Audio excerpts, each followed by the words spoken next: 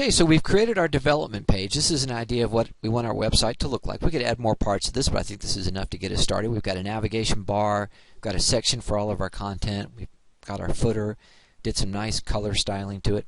We want to say this is a template. That's pretty easy to do. We go to File, and if you see Save as Template grayed out, just switch to Design View. Let's go to Design View. And now go to File. Now we have Save as Template available.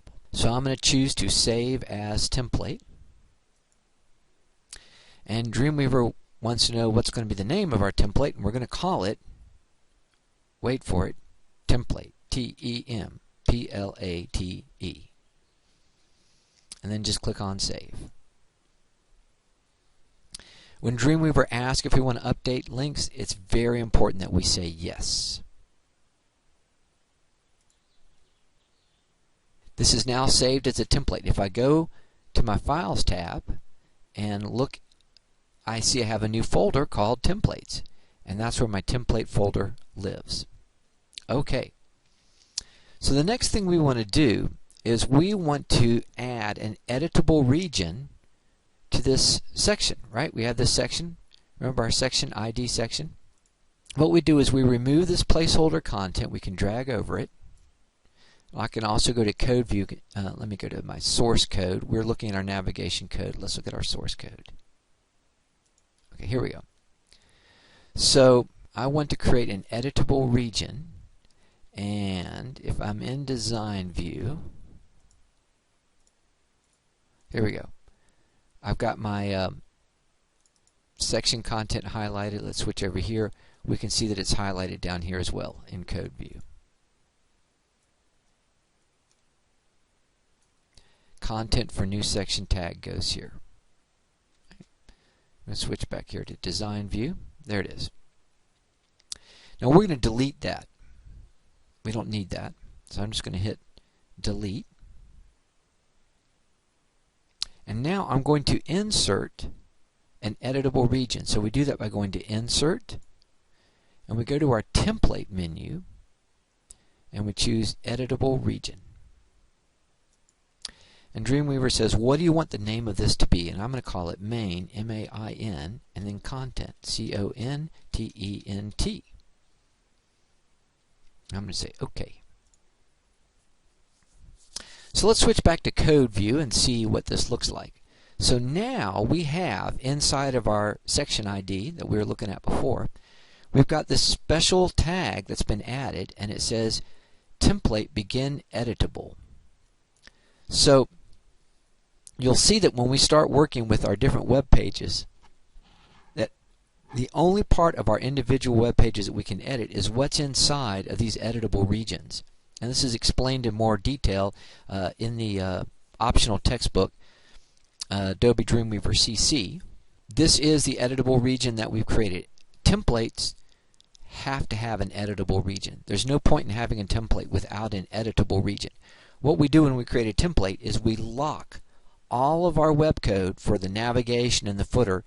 That cannot be changed, but what's inside of the editable region can be changed. So why would we do this in the first place? So imagine you're doing a website, say, for a company that sells, I don't know, tennis shoes. So you have several different pages, right? Maybe one's new products, one's sale items, one is a contact page, one is a customer service page. And the people in the customer service department, they want to change the content on their page. And the people in new products, they want to change the content on their page. So by creating an editable region, you let them change the content specifically in the middle of the page that's about customer service or new products. You don't want them redesigning the whole website. You don't want them changing the navigation or the footer. So when we create a template, we lock down parts of our website while enabling other parts to be edited. Okay, so this is our editable region. Now we're going to add another editable region. And this is kind of a special one. Okay. Down here at the bottom of our page, you can see we've got some JavaScript that's been added. And later on, when we work on our website, we're going to need to add in some custom JavaScript. So I'm going to click here, click down a little bit, and I'm going to insert another editable region. template, editable region.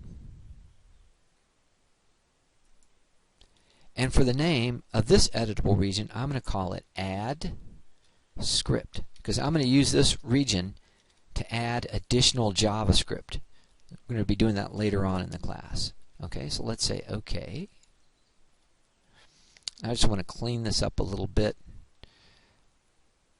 Let's see. There's my JavaScript. Let's put this on a new line. And we don't really need to keep this text that says add script. It's actually confusing. It's going to be on every page. We don't, because what we're putting here is JavaScript that you don't see anyway. So I'm going to delete that, but I will put in a couple lines of, I hit the enter key a couple times just to make some space for us. Okay, good. I'm going to hit refresh. Anytime we make changes in code view, Dreamweaver likes it if we refresh our page. Now, down here in the bottom, under my document title, I'm going to give it the name of my website. My website's going to be about pencils, so I'm going to type in pencil rather than having that dev page. So every page that we create is going to include pencil in the document title. We can always change that later. And then up here at the top, I'm just checking so we have our we already have a editable region for the head of our web page right up there. So we're all set. So I'm going to hit Save All. It's my favorite save button. And I'm going to do one more thing before we close this video. I'm going to add an extra folder to my root directory. So with my root directory folder selected, that's the folder at the very top, I'm going to right click and I'm going to choose New Folder. Right there we go. And I'm going to call this new folder Resources, R-E-S-O-U-R-C-E-S. And I'm going to use this folder just to save work files, extra images or videos, or I'm not going to be uploading these files. It's just a place for me to save my work files. And there's a way that we can keep Dreamweaver from uploading these files to our website if we don't want them to be uploaded. If you right click on it, we can turn on cloaking. And I'm going to hit cloak. And notice that that folder now has a slash mark through it. That means that when we update our site, these files don't get loaded to the internet. If we want to load them, we can manually update them, but that's good enough for now. Next is a big section we're going to get starting with creating our home page.